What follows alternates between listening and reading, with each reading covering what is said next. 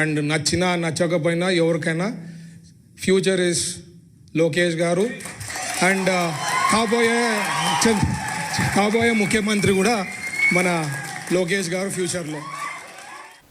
నారా లోకేష్ని ప్రమోట్ చేయాలి అనే ప్రయత్నం చెయ్యి దాటిపోతుందేమో అనేటువంటి అనుమానంతో సీఎం చంద్రబాబు నాయుడు గారు వెంటనే దాన్ని కట్టడి చేశారు.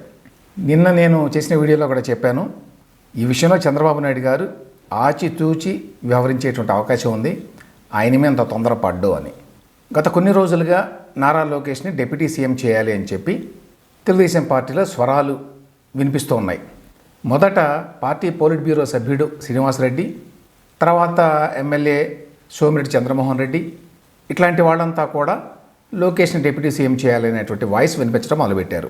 ఈలోగా చంద్రబాబు నాయుడు గారు, నారా లోకేష్, మంత్రి టీజీ భరత్ ఇట్లాంటి వాళ్ళంతా దావోస్ వెళ్ళారు. స్విట్జర్లాండ్ వెళ్ళినప్పుడు అక్కడ జ్యూరిక్లో తెలుగు డయాస్పోరా మీటింగ్లో మాట్లాడుతూ టీజీ భరత్ ఇంకొక అడుగు ముందుకేశాడు. ఏమన్నాడు ఆయన? యూత్ లీడర్ మా నారా లోకేష్ గారు హైలీ ఎడ్యుకేటెడ్, 175 ఎమ్మెల్యేలు, 25 ఎంపీలు ఆ రాజ్యసభ ఎంపీలలో స్టాన్ఫర్డ్ నుంచి చదివిన వాళ్ళు ఎవరు లేరండి. So very highly educated, so he knows what to do, when to do everything. So perfect blend ఉంది మాకు, ఇట్లా సీనియరు ఇట్లా జూనియరు. వీ హ్యావ్ ఏ అంటే లాంగ్ టర్మ్ విజన్, ఒక ఆలోచన చేస్తే ఫ్యూచర్ ఆఫ్ తెలుగుదేశం పార్టీకి ఉంది అని చెప్పేదానికి ఒక క్లారిటీ ఉందన్నమాట మా పార్టీలో. అండ్ నచ్చినా నచ్చకపోయినా ఎవరికైనా ఫ్యూచర్ ఇస్ లోకేష్ గారు. అండ్ కాబోయే ముఖ్యమంత్రి కూడా మన లోకేష్ గారు ఫ్యూచర్లో. ఎవరికి నచ్చినా నచ్చకపోయినా భవిష్యత్తులో కాబోయే సీఎం లోకేష్. దీని మీద వెంటనే చంద్రబాబు నాయుడు గారు రియాక్ట్ అయ్యారు. భరత్ని పిలిచి మందలించారట.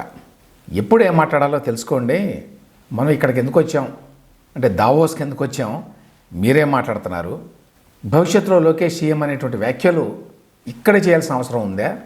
దావోస్ వచ్చింది మనం రాష్ట్రానికి పెట్టుబడులు ఆకర్షించడానికి కానీ ఇట్లాంటి వ్యాఖ్యలు చేయడానికి కాదు కదా అని చెప్పి అక్షంతలు వేశాట. ఇటువంటి వ్యాఖ్యలు ముందు చేయొద్దు అని కూడా చెప్పాట. ఇందులో విశేషం ఏంటంటే తెలుగు డయాస్పోరా మీటింగ్లో చంద్రబాబు నాయుడు గారి సమక్షంలోనే టీజీ భరత్ ఈ కామెంట్స్ చేశాడు.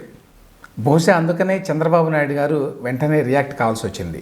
సో క్లియర్గా చంద్రబాబు నాయుడు గారు ఈ వ్యవహారాన్ని ఇంతటితో కట్టడి చేయాలని చెప్పి నిర్ణయించుకున్నట్టుగా స్పష్టంగా అర్థమవుతోంది. సైమల్టేనియస్లీ తెలుగుదేశం పార్టీ రాష్ట్ర అధ్యక్షుడు పల్లా శ్రీనివాసరావు కూడా పార్టీ నాయకులందరికీ ఫోన్ చేసి నారా లోకేష్ను ఉప ముఖ్యమంత్రి చేయాలి లాంటి మాటలు మాట్లాడవద్దు, శ్రీనివాసరెడ్డి గారికి, సర్వేపల్లి ఎమ్మెల్యే సోమిరెడ్డి చంద్రమోహన్ రెడ్డి గారికి, అట్లాగే పిఠాపురం మాజీ ఎమ్మెల్యే వర్మ గారు కూడా ఇటువంటి స్టేట్మెంట్ ఇచ్చాడు. ఆయన కూడా ఫోన్ చేశారట. పల్లా శ్రీనివాసరావు ఫోన్ చేసి నారా లోకేష్ను ఉప ముఖ్యమంత్రి చేయాలి అనే స్టేట్మెంట్లు దయచేసి ఇవ్వకండి, దీనిపై అసలు ఎవరూ మాట్లాడకండి అని చెప్పాడు. పల్లా శ్రీనివాసరావు గారు అట్లా చెప్పాడు అంటే చంద్రబాబు నాయుడు గారు ఆయనకి చెప్తేనే ఆయన వింటాడని అందరికీ చెప్తాడు ఆ మాట. కానీ ఈలోగానే జనసేన నుంచి కొంత రియాక్షన్ వచ్చింది. జనసేనలో కిరణ్ రాయల్ అని చెప్పి ఒక నాయకుడు ఉన్నాడు, ఆయన ఒక స్టేట్మెంట్ ఇచ్చాడు.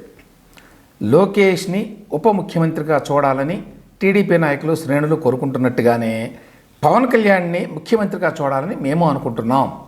ఇలాంటి వ్యాఖ్యల వల్ల రాజకీయ అలజడులు సృష్టించేందుకు వైకాపాకు అవకాశం ఇవ్వకూడదు, ఎన్నికల ముందు ఒప్పందంతోనే ముందుకు వెళ్ళాలి అని అన్నాడని ఈనాడు వార్త.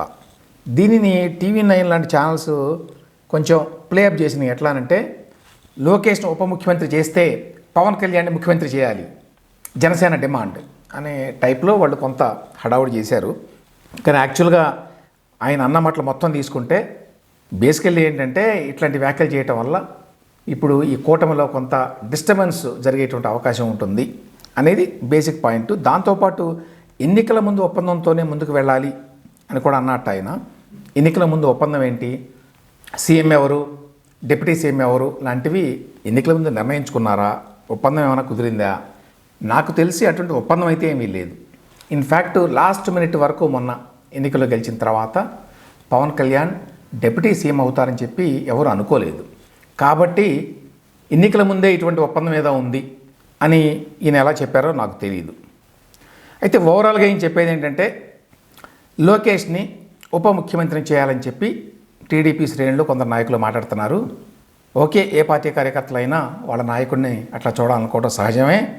లోకేష్ని ఉప ముఖ్యమంత్రిని చేయాలనుకోవడము మంచిదే. అట్లాగే పవన్ కళ్యాణ్ని సీఎంగా చూడాలని పార్టీ పెట్టినప్పటి నుంచి మేము కోరుకుంటున్నాం. కాబట్టి వీటి మీద అనవసర వ్యాఖ్యలు చేయడం వల్ల కూటమి చీలిపోతోందంటూ వైకాపా వాళ్ళు అలజడి సృష్టిస్తారు, వాళ్ళ ట్రాప్లో మనం పడకూడదు అని చెప్పి వ్యాఖ్యానించారట. కోర్స్ చాలామంది అభిప్రాయం కూడా అదే. అంటే కూటమి ఏదో సజావుగా నడుస్తోంది, రాజకీయంగా కొంచెం ప్రశాంతంగా ఉంటే రాష్ట్రంలో కొన్ని అభివృద్ధి పనులు జరుగుతాయి, గతంలో జరిగినటువంటి నష్టాలను కూడా కొంత పూడ్చుకోవచ్చు అనేటువంటి అభిప్రాయం రాజకీయ వర్గాల్లోనే కాదు సామాన్య ప్రజల్లో కూడా ఉన్నమాట వాస్తవం. అయితే రాజకీయాలకు అతీతంగా ప్రభుత్వాలు ఉండలేవు. తెలుగుదేశం పార్టీకి సంబంధించినంతవరకు లోకేష్ని ప్రమోట్ చేయాలి అనేటువంటి స్పష్టమైన అవగాహన ఉంది. అయితే ఇందులో వచ్చిన చిక్కల్లా ఏమిటంటే ఇది కూటమి కాబట్టి, కూటమిలో పవన్ కళ్యాణ్ డిప్యూటీ సీఎంగా ఉన్నాడు కాబట్టి నారా లోకేష్ కూడా అదే పదవి ఇస్తే ఆయన ప్రాధాన్యాన్ని, అంటే పవన్ కళ్యాణ్ గారి ప్రాధాన్యాన్ని తగ్గించినట్టు అవుతుందా అనేటువంటి ప్రశ్న వస్తుంది. ఇక నారా లోకేష్ని సీఎం చేయడం అనేది బహుశా ఇప్పట్లో అది సాధ్యమయ్యే పని కాదు. ఎందుకంటే నారా లోకేష్ సీఎంగా ఉంటే పవన్ కళ్యాణ్ డిప్యూటీ సీఎంగా కొనసాగరు ఆబ్వియస్లీ. కాబట్టి అది జరిగేటువంటి అవకాశాలు ఎంత మాత్రం లేవు. అయితే పవన్ కళ్యాణ్తో సమానంగా నారా లోకేష్ని కూడా డిప్యూటీ సీఎంగా చేయాలి అనుకుంటే తెలుగుదేశం పార్టీకి అధికారం ఉంటుంది తప్పకుండా. పవన్ కళ్యాణ్కి ఎట్లాగైతే తన సోదరుడు నాగబాబుకి జనసేన తరఫున మంత్రి పదవి ఇచ్చుకునేటువంటి అధికారం ఉందో, అదేవిధంగా తెలుగుదేశం పార్టీకి కూడా నారా లోకేష్ని డిప్యూటీ సీఎంగా చేసుకునేటువంటి అధికారం ఉంటుంది. అయితే నేను ఇంతకుముందు చెప్పినట్టు ఈ కూటమి సెన్సిటివిటీస్ మూలంగా ఇందులో సమతుల్యత పాటించాల్సినటువంటి ఒక రాజకీయ అవసరం కారణంగా ఈ విషయంలో చంద్రబాబు నాయుడు గారు ఆచితూచి వ్యవహరించాల్సి ఉంటుంది.